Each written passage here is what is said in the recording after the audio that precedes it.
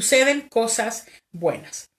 Puedes confiar en tus propios esfuerzos todo lo que quieras, pero cosas como esas solo te llevarán en cierto punto, te llevarán hasta cierto punto, nada más, ¿ya? Porque confiar en nuestros propios esfuerzos no siempre da un buen resultado, pero poner nuestra dependencia completamente en la obra consumada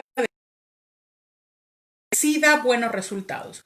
¿Por qué? Porque no estamos confiando en nuestro intelecto, no estamos confiando en nuestra capacidad, sino que estamos confiando plenamente en lo que Jesús ya hizo por nosotros en la cruz. Cuanto más oigas de las buenas nuevas, más milagros y victorias podrás vivir en tu vida. Mientras más experimentes el amor de Dios, mientras más profundices de la obra consumada de Jesucristo, mientras más profundices sobre y la entiendas cada vez más cosas maravillosas van a suceder en tu vida. Y eso tenemos que comprenderlo. No es algo que quizás hoy escuché y mañana no, y la otra semana tampoco, y luego lo vuelvo a escuchar unas semanas más. Tiene que ser un constante oír de la palabra. Recordemos que la fe viene por el oír y el oír. No es coincidencia que hayan dos palabras oír en una misma frase, en un mismo versículo, en una misma oración.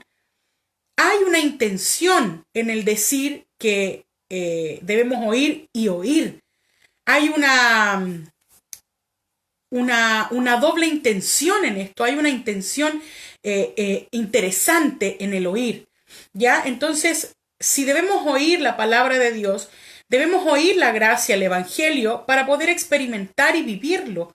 Debemos conocerlo. Si yo no lo conozco, si yo no conozco la palabra de Dios, no sé qué puedo esperar de Dios. Si yo no conozco las promesas de Dios, no sé qué es lo que es mío, no. Si yo no conozco quién es Cristo o cuál es mi identidad en Cristo, yo no puedo vivir una vida de acuerdo a lo que Cristo dice de mí, porque no la conozco. Por lo tanto, es interesante, como dice Pablo en Romanos 12:2, constantemente renovar nuestro entendimiento de acuerdo a la palabra de Dios. Miren, cuando las personas oyen las buenas nuevas de que todos sus pecados han sido perdonados debido a la cruz de Jesús, sucede algo sobrenatural. Cuando tú y yo escuchamos y se nos contó de que nuestros pecados habían sido perdonados, lo primero que sucedió es que no todos creían que esto podía ser posible.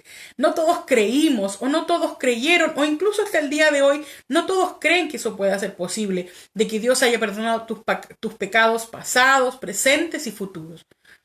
Entonces, para muchos fue difícil comprender esto. Pero cuando realmente tú lo entiendes y esta verdad se vuelve una realidad con poder en tu vida, se vuelve algo tangible en tu vida, en tu diario vivir, en tu pensamiento, en tu imaginación, cuando esto se hace tan consciente dentro de ti, esto se vuelve realidad. Y pueden suceder, y suceden cosas maravillosas en tu vida, en tu diario vivir, cosas sobrenaturales, milagros comienzan a suceder. Porque si vemos todos los milagros que hizo Jesús durante su ministerio en la tierra, Jesús a todos los que sanaba les decía que sus pecados habían sido perdonados. Decía, vete, tus pecados te son perdonados. O levántate y anda, tus pecados te son perdonados.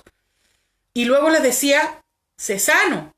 Pero a la mayoría fue, tus pecados te son perdonados. Porque suceden cosas maravillosas cuando entendemos cuánto hemos sido perdonados. Suceden cosas maravillosas. Miren, exactamente esto fue lo que sucedió en el libro de Hechos, cuando el apóstol Pablo predicó sobre el perdón de pecados. Se produjeron milagros de sanidad cuando las personas escuchaban esto, ¿ya? Miren, vamos a ir a Hechos capítulo 4, versículo 33. Acompáñenme, por favor, al libro de Hechos, capítulo 4, al versículo 33. Dice, y con gran poder los apóstoles daban testimonio de la resurrección del Señor Jesús, y abundante gracia era sobre todos ellos. Miren, las personas ya sean creyentes o no creyentes, buscan o están buscando un gran poder. Y vemos acá en el libro de Hechos dónde se encuentra el poder. Dice, y con gran poder los apóstoles daban testimonio de la resurrección de Jesús y abundante gracia era sobre ellos. Entonces, la gracia trae poder a nuestra vida. Amén. Suceden cosas buenas a quienes creen que Dios les ama. Por eso la clase del día de hoy se llama así, suceden cosas buenas. Porque a la gente no le suceden cosas buenas por ser buenos. A las personas no les suceden cosas buenas porque son bonitos, sino que les suceden cosas buenas ¿a quiénes? A quienes creen con todo su corazón que Dios les ama. Quiero que me acompañe a Salmo 103, del versículo 1 al 5. Salmos capítulo 103, del versículo 1 al 5, y dice: bendice, alma mía, a Jehová, y bendiga todo mi ser su santo nombre. Bendice, alma mía, a Jehová, y no olvides ninguno de sus beneficios. Él es quien perdona todas tus iniquidades, el que sana todas tus dolencias, el que rescata del hoyo tu vida, el que te corona de favores y misericordias, el que sacia de bien tu boca, de modo que rejuvenezcas como el águila. Miren, vemos a un hombre que había pasado muchas cosas. El rey David había pasado un montón de cosas ya en su vida. Sabía que Dios lo amaba. Él experimentaba a diario el amor de Dios. Entonces, en algún momento de su vida, él se dio cuenta que su alma o que su mente no estaba bendiciendo el nombre de Dios. Yo me imagino que debido a las circunstancias que él vivía. Y él, de alguna forma, le dice y le ordena conscientemente a su alma que bendiga al Señor. Y parte diciendo: bendice, alma mía, a Jehová, y bendiga todo mi ser tu santo nombre.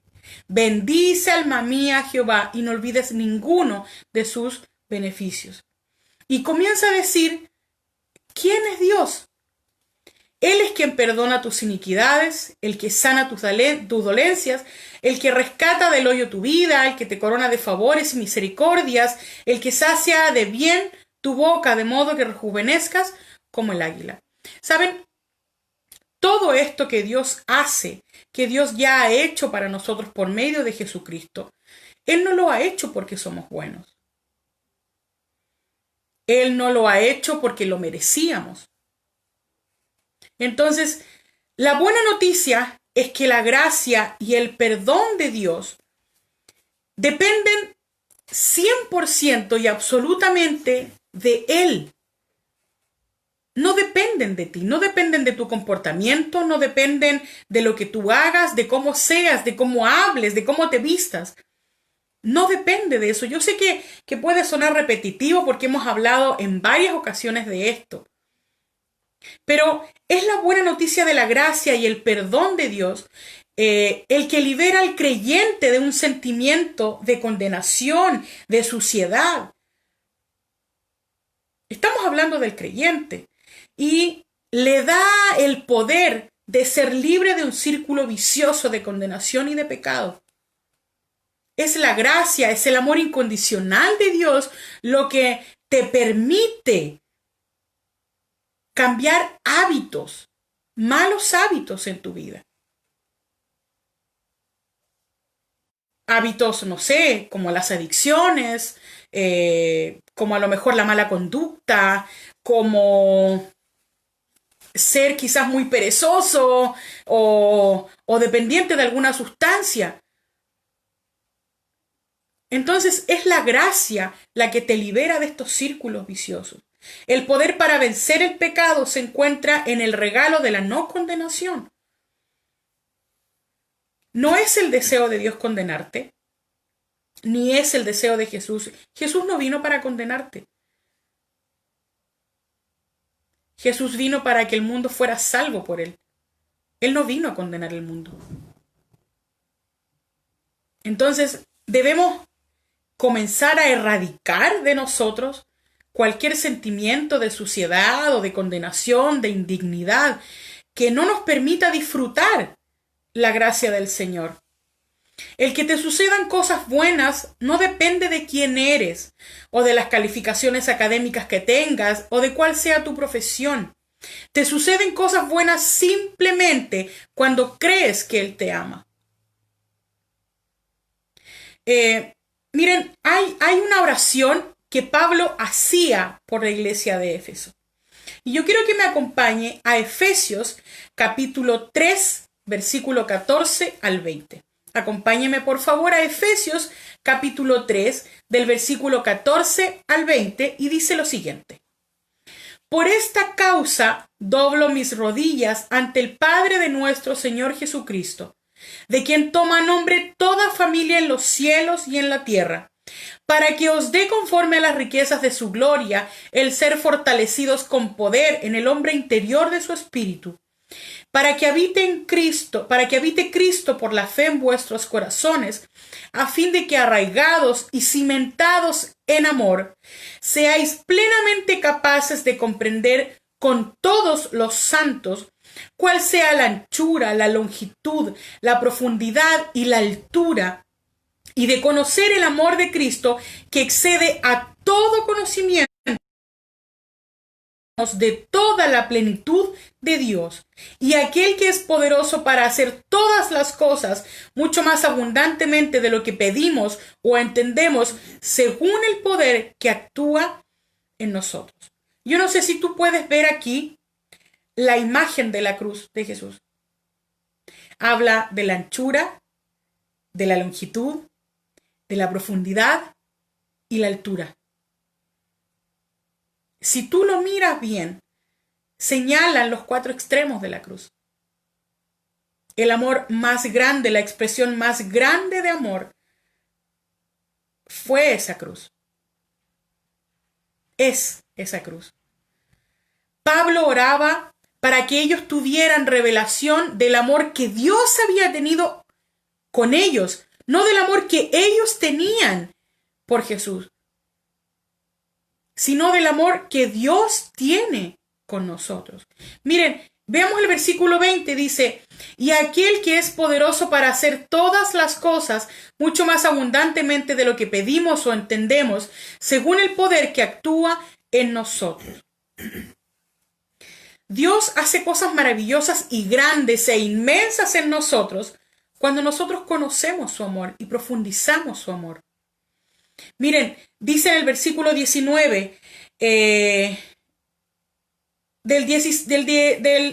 18, dice, para que nosotros fuésemos plenamente capaces de comprender con todos los santos cuál sea la anchura, la longitud, la profundidad y la altura, y de conocer el amor de Cristo que excede todo conocimiento. ¿Para qué? Para que seáis llenos de toda la plenitud de Dios. Conociendo el amor de Dios, nosotros podemos la plenitud de Dios.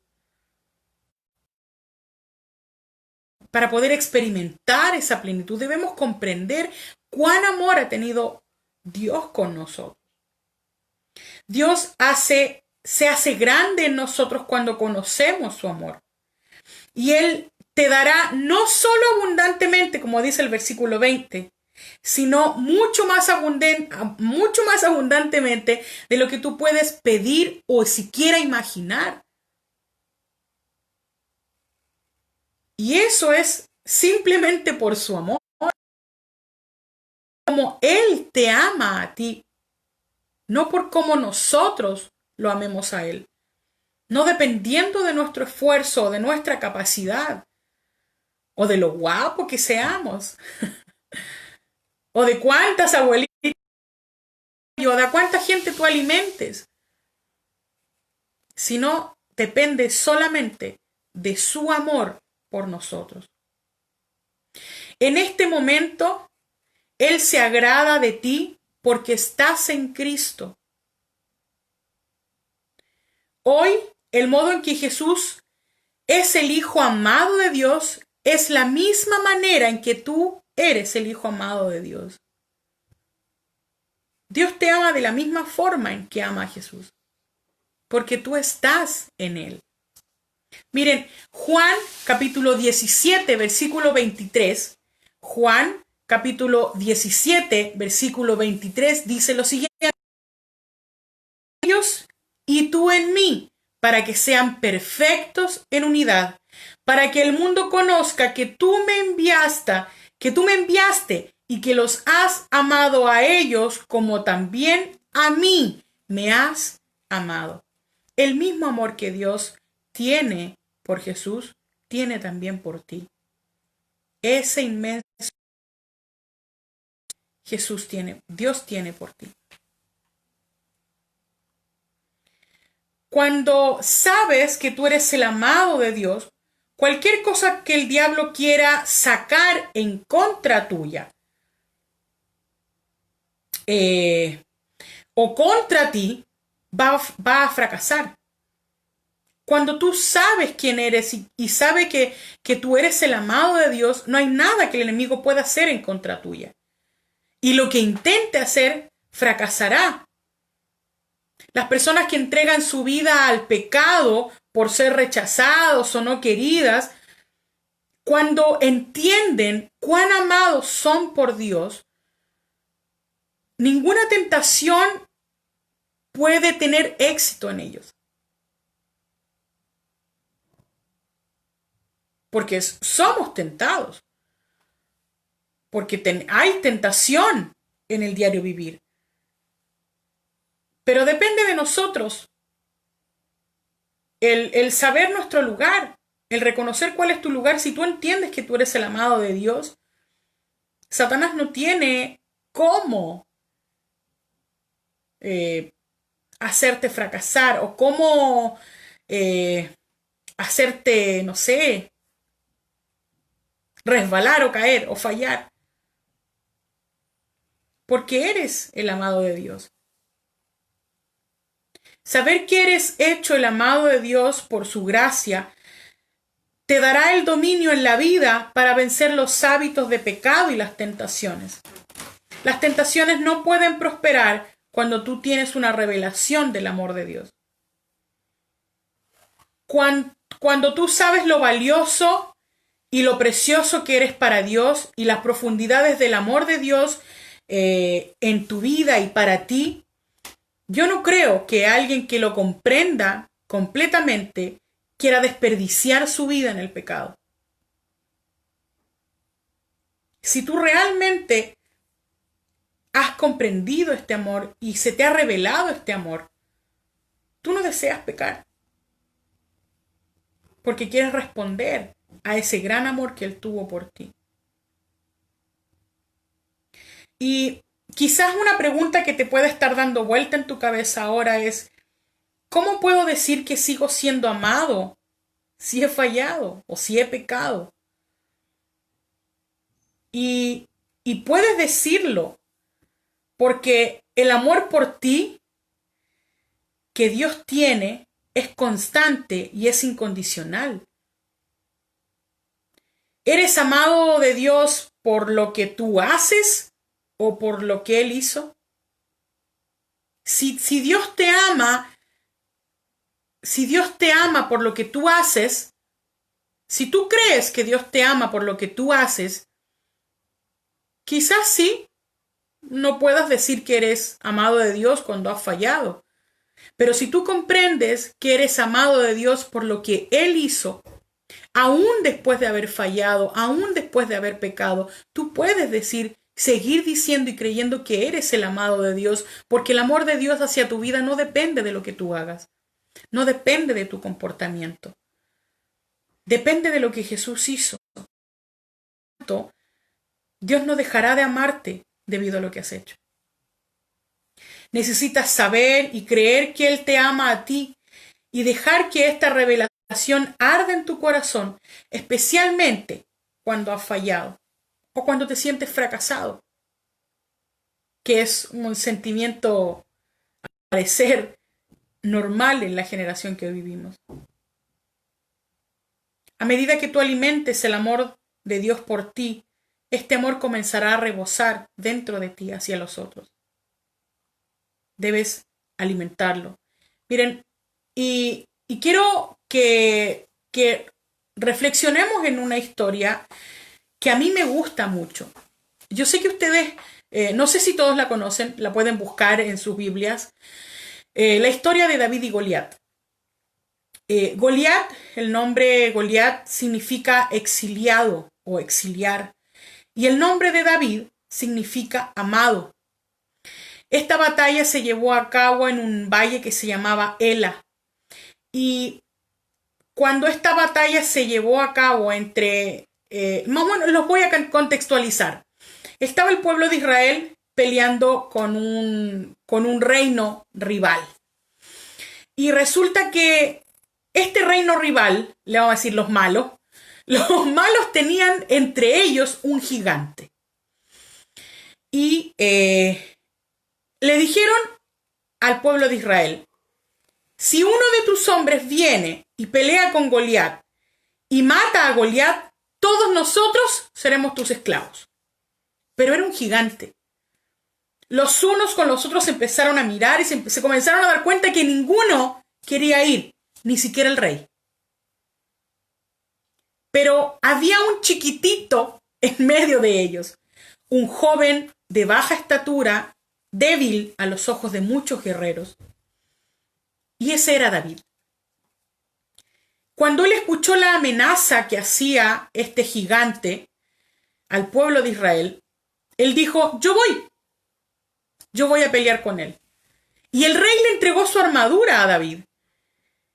Y el rey era tan grande que la armadura le quedaba, no sé, como si yo me pusiera, como si Mateo se pusiera una chomba mía. Le sobraba de todos lados.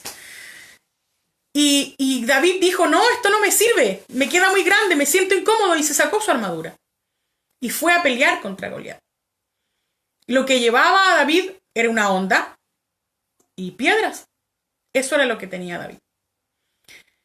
El final, lo sabemos, David lanzó la piedra y mató a Goliat.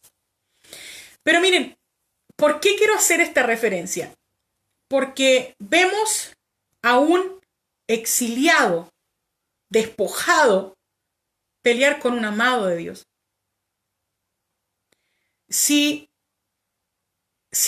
A David era un hombre que comprendía totalmente el amor que Dios tenía por él.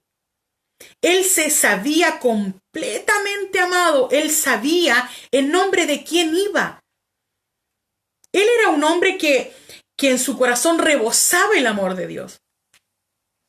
Él se sabía tan amado, él sabía que Dios lo amaba tanto que no lo iba a dejar perder en ese valle. Él sabía que Dios lo amaba tanto que iba a cuidar de él y que le iba a dar la victoria. Él sabía cuál era su lugar ante su padre. Él sabía cuál era su posición y pudo derrotar a ese gigante. Para derribar al gigante es necesario alguien que sepa que es amado de Dios. Este es el secreto para convertirte en un derribador de gigantes. Cualquiera sea la circunstancia, por muy gigante que tú la puedas ver, el saberte ser el amado de Dios te dará el secreto y la herramienta para derribar cualquier gigante que pueda estar en tu camino. Así que te animo a profundizar día a día en el amor que Dios ha mostrado por ti desde la formación de la tierra. Antes que Dios formase la tierra, Él ya te amaba. Él te tejió en el vientre de tu madre y Él ya te amaba.